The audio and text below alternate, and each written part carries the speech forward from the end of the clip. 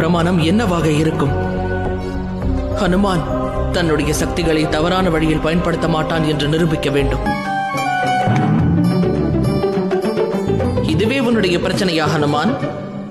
உன்னிடம் நிறைய சக்திகள் உள்ளன, ஆனால் மனம் குழப்பத்தில் உள்ளது. பட அனைவரும் என்னை பிரச்சனைக்குரியவன் என்கிறார்கள்.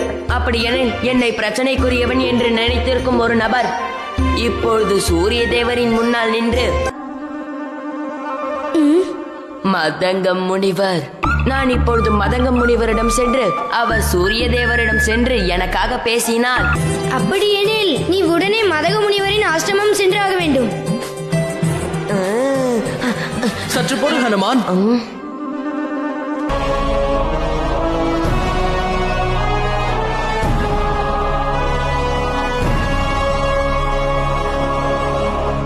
நிச்சயமாக நடக்காது. குருதேவா, என் பேச்சை கேளுங்கள். நான் உனது குருதேவர் அல்ல. அப்பொழுது சரி. குருவே, உணவு தயாரிக்கும் வேலைகள் முடிந்து விட்டது. சிறிது கனிகள் மட்டும் தேவைப்படுகிறது. அதற்கு கொஞ்சம் நேரம் ஆகும். ஹனுமானுக்கு திறமை இல்லை என்று நீங்கள் நினைக்கின்றீர்களா முனிவரே? நான் மீண்டும் தங்களின் சடையை அவ்வாறு செய்ய மாட்டேன். எனது சக்திகளை நான் கட்டுப்படுத்திக் கொள்வேன். நான் எவரையும் துன்பப்படுத்தாமல் கனிகளை பறித்து வருவேன். அதன் பிறகாவது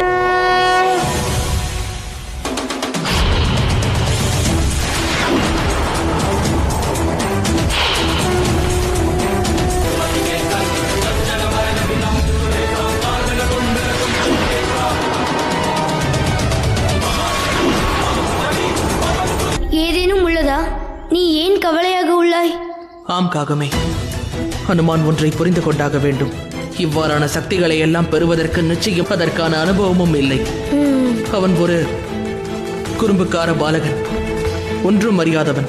ஒரு பிரச்சனையை தீர்த்து விட்டால் மாதக முனிவர் சம்மதித்தாரா? நான் அவருடைய பிரச்சனைகளை தீர்ப்பதற்கு உதவி செய்தேன். ஆனால் நீயும் சாப்பிடு ஹனுமான். இதற்காக நீ மிகவும் சிரமப்பட்டுள்ளாய். சாப்பிடு.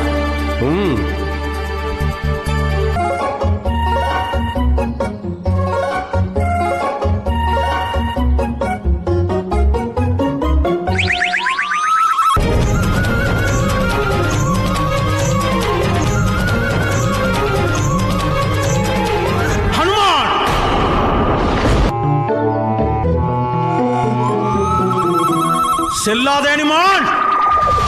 முனிவர் மிகவும் கோபமடை